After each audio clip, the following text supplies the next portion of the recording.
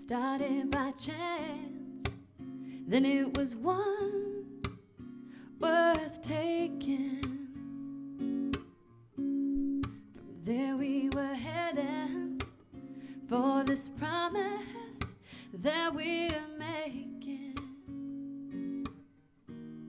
Somehow I knew I would spend my life with you. This is a love I'll never let go, and you will know, 'cause every day I will try. Every day I'll show you why, that I knew right from the start you will always have my heart.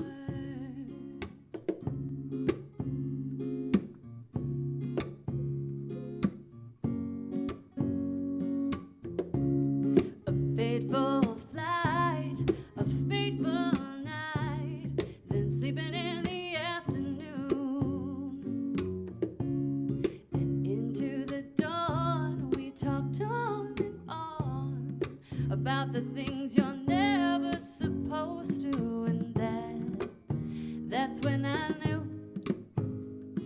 I would spend my life with you.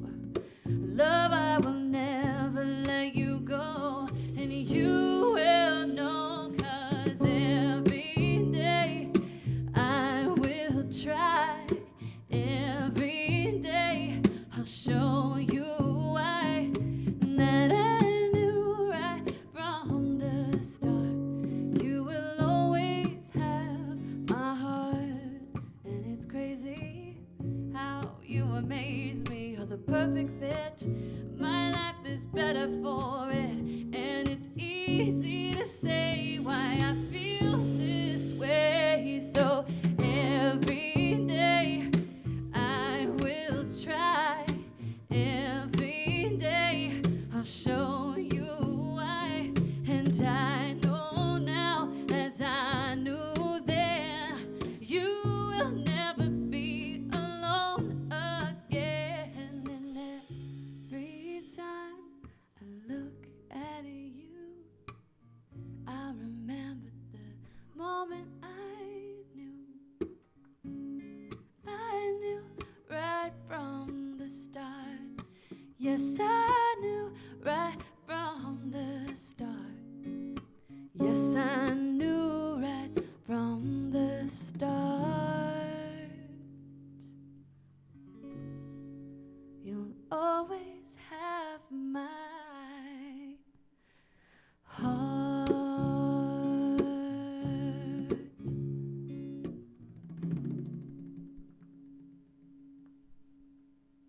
Hi, I'm Monica Mansfield, and you're watching Mostly Rock and Roll. I have with me the lovely and extremely talented Jenn Grinels. Jenn, thank you so much for squeezing us in. This has been a rush, but you're on your way to a show. You're just in Connecticut, and thank you so much for gracing our studio with your gorgeous voice. Thank you.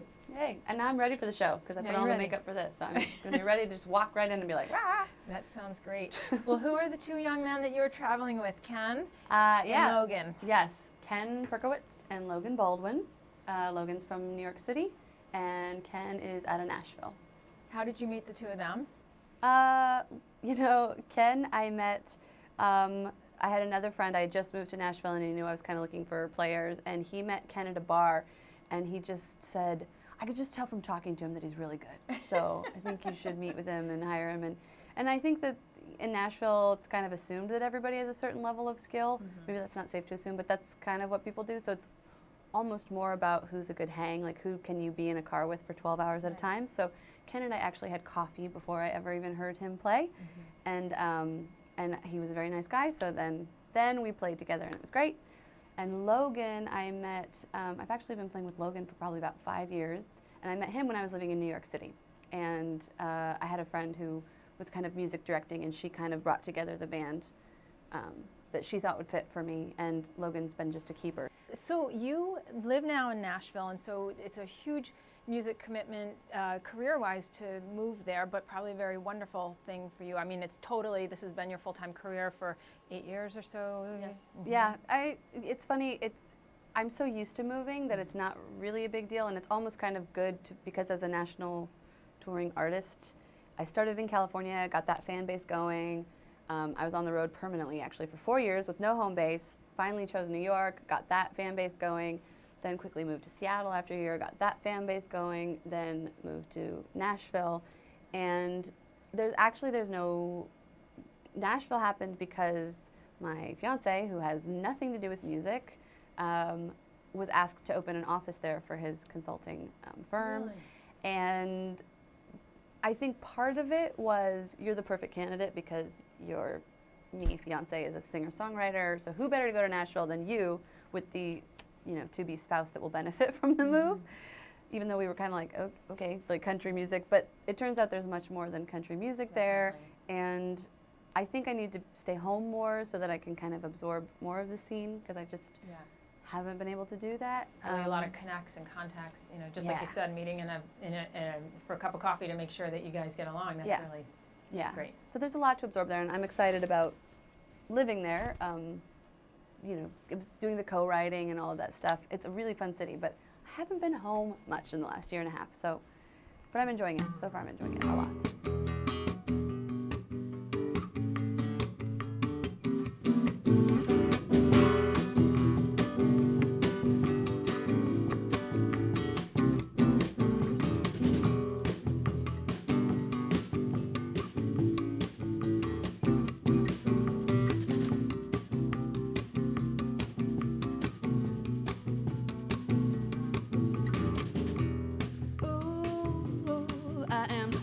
Up and down and back and forth, baby, the swing.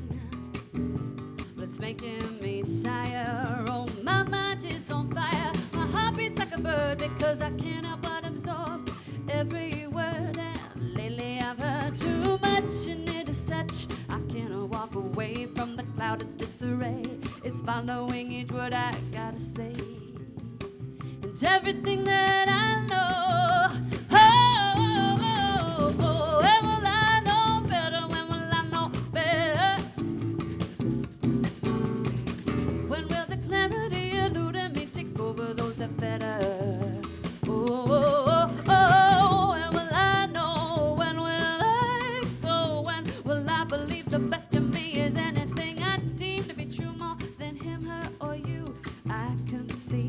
It's all more than I need.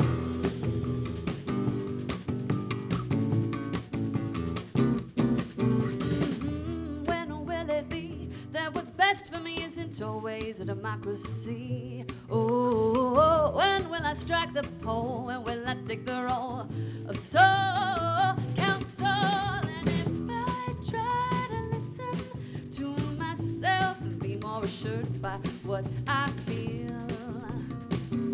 what I've heard. Oh, when will I know better? When will I know better?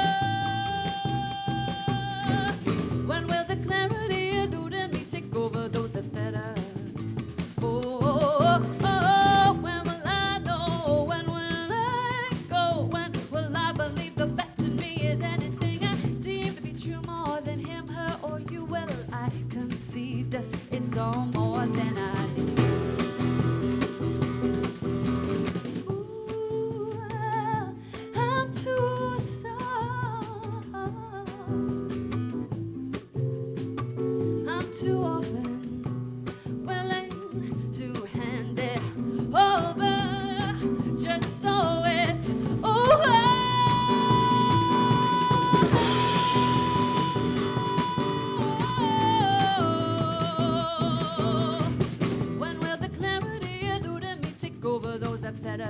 Better.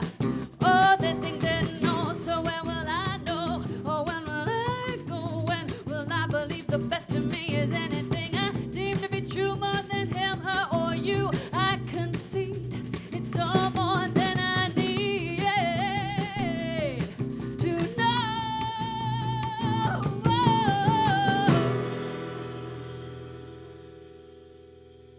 Jenn, you are on the road so much now. What are your favorite venues to play? I know you like house concerts. What are great about those, and what are your other? How do you compare and contrast that with other venues you like? I guess my favorite venues are listening rooms. I like probably 200 to 500 seater would be, unless it's a performing arts center, then it can get bigger because you get the balcony. It still feels close. But I like the listening rooms, like Tupelo Music Hall in Londonderry, where I met you. The Ram's Head group that's in Annapolis, Red Clay down in Atlanta, Jam and Java in Birchmere in DC. You know, stuff like that where people sit and really listen, and I love those. And then house concerts I also love those because they're really great to fill in the non-venue dates because they're also really intimate, and I just bring in my sound and my lights and make a perfect little show in someone's living room. Love it. And with you bringing your own sound and lights, I mean, it's pretty much more portable these days than it was even 10 years ago. So you can kind of know that it's going to be a certain level of excellence that you like. Yeah, I definitely have a standard, and although I would say that of all of my friends, I am the biggest crazy person about lighting because I have a theater background. So lighting to me is as important as the sound system. So I travel with 2 big spotlights on the top of my car and spotlight stands. And I think when house concert hosts see me pulling those out, they're a little bit like, oh, wow. But they always fit, and then the show looks great. And you can't even see the living room because it's these spotlights. So. Tell me about those vocals of yours and how when you knew that you could sing the way you do, and how you nurture that voice. Did you have a lot of lessons in teaching, or has this been so much natural for you? I mean, you're incredible. There are so few people who can sing like you do, or who. I'm just blown away. It chills the whole time. It's an emotional experience just hearing you play. I mean, I can only imagine where that must come from inside you, and where did that all come from? I mean, where it comes from, I'm a really emotional person. I mean, I'm one of those people that if the teacher ever was like, "Can I talk to you?" It was like I was already bawling. I didn't know if I was in trouble or was gonna, get an award. Like, it didn't matter. I was always so emotional with stuff like that. And even with singing, if there's a couple songs that I've written that are so connected to my experience with, why I wrote them or whatever, that the first few times I sang them, if I start crying, no words come out, no singing. It just stops. It's just like, it's just terrible. And so I think that just being that emotional person probably informs some of the vocals, maybe. I'm not sure. But I do know that I'm definitely one of those people that was encouraged from a young age. I think a lot of little girls want to be big, on Broadway when they grow up, but we don't know if we have a voice or not. And for some reason, I sang a lot. I got involved in choir really young and musical theater, but I had choir directors. My church choir that I grew up in, my choir director started giving me solos in 3rd grade, and then 6th grade, and then by high school, I had big songs and the choir was backing me up, and I didn't really know why, because I was just singing. And the same happened in my school choir, where the teacher kind of was like, and I don't think you can hear it when you're that young. You're just kind of like, I just want to sing, and you don't really think I'm a great singer. I didn't think that at all. And I didn't have lessons, but I would always sing into a tape recorder and then listen back and try to manipulate my voice to sound like what I was hearing, my Broadway records and CDs and things. While you were young? When I was younger, yeah. And then I went to college for musical theater, and I had some voice lessons in musical theater within the program. But honestly, I had a friend, and she had this huge belty voice, and she's the one that kind of sat down and said, "You have a bigger voice than you even know." And she's the one that I would mimic her voice, and she kind of pushed my range, and that in college was when it really started to be like,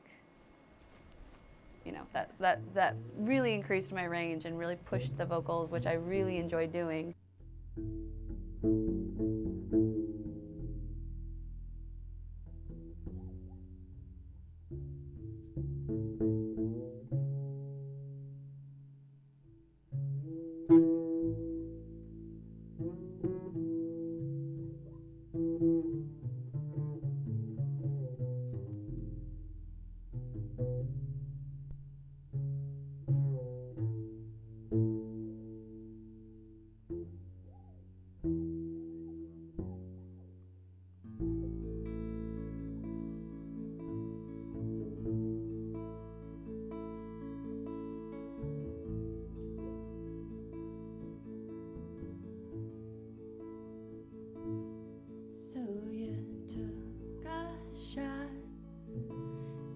all for naught.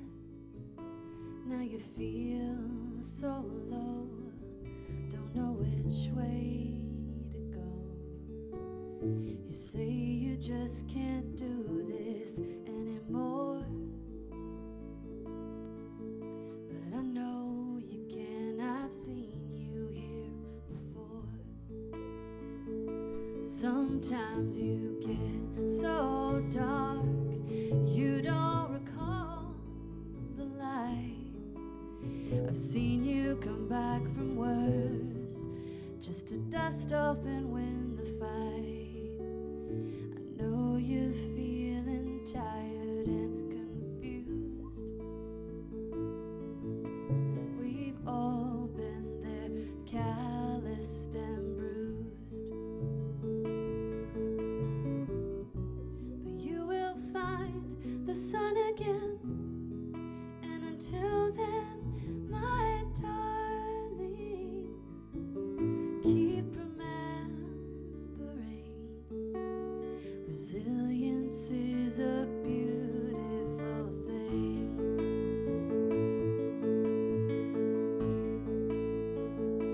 I know these times go slow, I know healing hurts, but we were made to mend and break and mend again.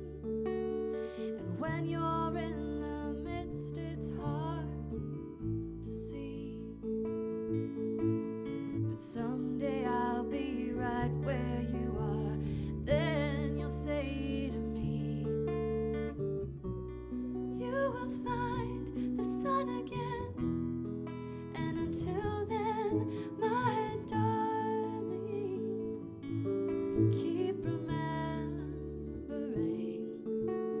resilience is a beautiful, beautiful thing.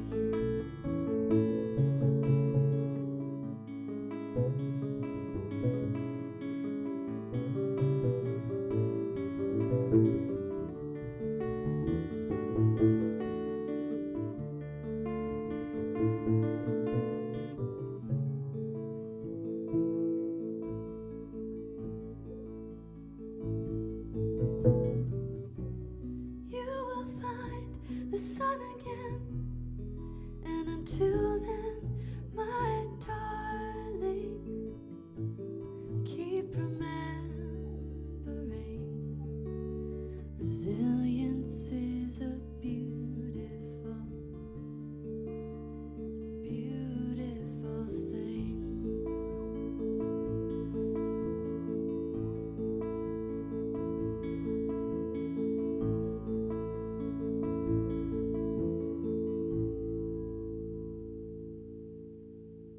Your two CDs that you have out now, Little Words and Broken Heartbreaker, in what sequence did they come out, and do you have other ones that are on the horizon?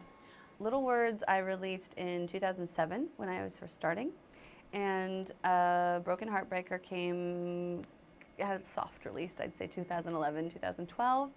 And then last year, because the CD thing is kind of dying and I rely so heavily on that as an indie artist, I did a live album. I didn't release it digitally. I only made 1,000 copies, numbered them all, and sold them out. And so that was really successful because it was kind of this time capsule of the show in that form, maybe a year or so ago. So I think I'd like to do another one of those so I can kind of curate what's on it, old stuff, new stuff. I have one of those. Yay! Well, they're gone, so I'm glad you got one. Yeah. So I'm doing that, and then I'm also have started Patreon, which is a new website that is kind of like an ongoing crowdfunding platform. You basically ask your fans to be patrons of your art, and you ask them to pledge per song that you release to them, and it's great. There's a lot of flexibility. You can make it what you want it to be. I've decided to release demos exclusively to them so that they can kind of hear songs first and I can get some feedback before I decide whether or not I want to put it onto an album.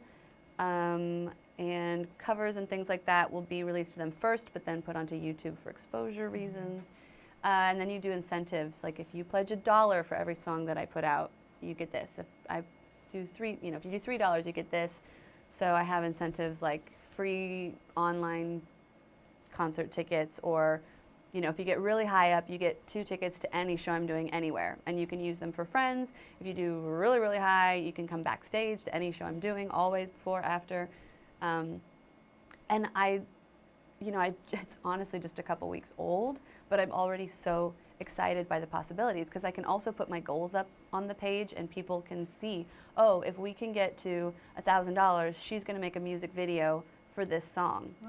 So it's just this, it's like an ongoing Kickstarter, so that they know that they're supporting you. It's helping me pay my bills, giving me some job security, and allowing me to do whatever art I want, because it goes directly to them.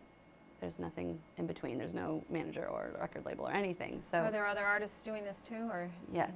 Oh yes. Excellent. Yeah. Excellent. It's been around for about a year. So I was supporting other artists for a year, saw how it was going, and then was like, okay, I'm ready to pull the trigger on this, because I'd never done any sort of crowdfunding. But I think that this is, for me, the perfect scenario, to have incentive to write a song and get it out there, to be able to stay home for a few weeks, Yes. write a song and have instant gratification, Yeah. put it out to the fans and be able to then be paid for it is amazing. And Patreon is, you have a link on your website to how people can then directly connect with Patreon, and the spelling. How do you spell that? Patreon, Patreon. Yes. And yeah, it's right on the front page of my website. You're no good, heartbreaker. You're a liar, you're a cheat. And I don't know why I let you do these things to me.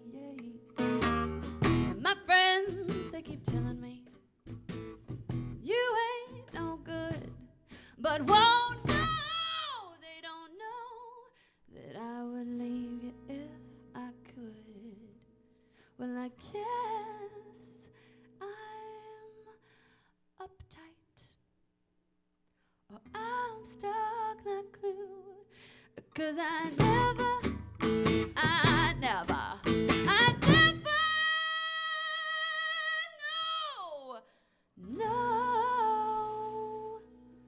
loved a man the way that I loved you.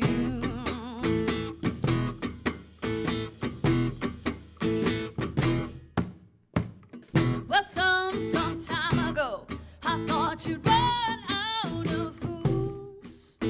Well, baby, I was so wrong. You got one you'll never lose.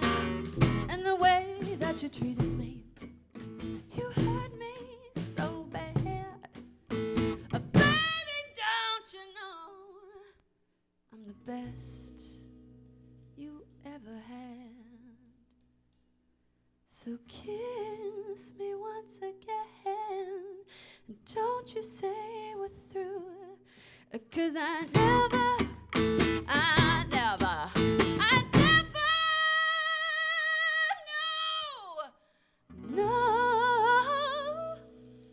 loved a man the way that I loved you.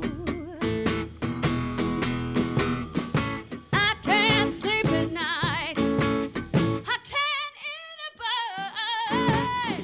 Guess I'll never be free till you come to look in the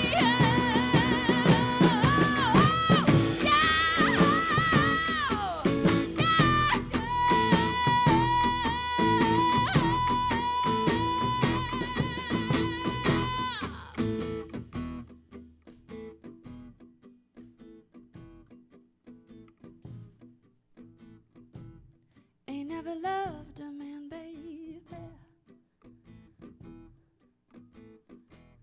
the way that I loved you. So why don't you just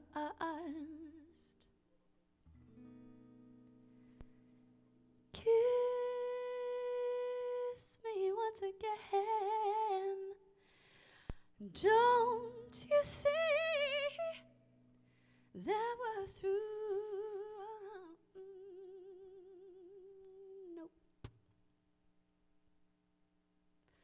'Cause I ain't never,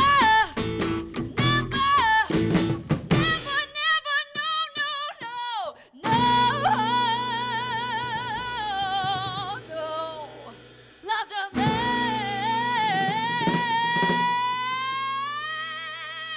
the way that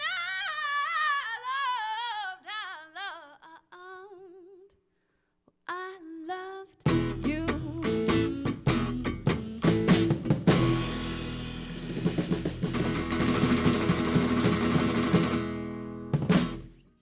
In these days that can sometimes be difficult, do you write much of that into your music? And also, I'm wondering what brings you hope? It's funny to me because I think I am a happy person, and songs are just the outlet. If something does get me down, if something does frustrate me, if something I'm afraid of something, that's the outlet. And I don't necessarily think about hope, but I've been told, and I've read in so many reviews that people take hope from the songs. So I think that certain amount of just innate hope that I always have, that optimistic thing that I have, kind of just seeps into the writing. Beautiful and well spoken. Jenn Grinels, thank you so much. I know you have to get on the road and get up to your show that's in an hour and a half or 2 hours. I know, I wasn't talking too fast. No, you're awesome. But Jenn Grinels, thank you so much. We Thank really, you. really appreciate your being here. Have a lovely evening tonight, and we want to catch you next time you're driving past. Thank All right, you. thank I'll be you. here. That'll be All so right. fun. Great. Thanks for having me. Thank you. You don't know what to make of me. Wonder to yourself, how can it be? I'm not the story that you know. You wanna offer certain expertise and think you need to ease all my worries. You tell me don't give it up, don't let it go. I'm not sure where you think I am or where I wanna be. You pretend you don't condescend when you say you hope things work out for me. Thank you for your good advice, so nice. But I'll take my chances, 'cause I'm quite pleased. I don't mind all the eyebrows, all the sideways glances. I've never been one for convention, never one to seek a straight or sturdy line. Everybody gets to go their own way. You can go yours and I'll go mine.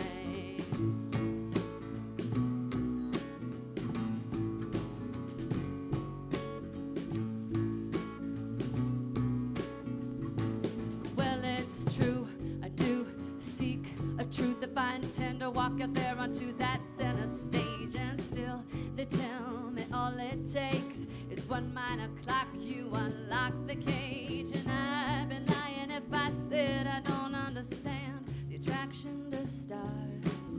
I'd be lying if I said I don't find myself occasionally rattling bars. Well, thank you for your good advice, so nice. But I'll take my chances, 'cause I'm quite pleased, and I don't mind all the eyebrows, all the sideways glances. I've never been one for convention, never one to seek a straight or sturdy line. And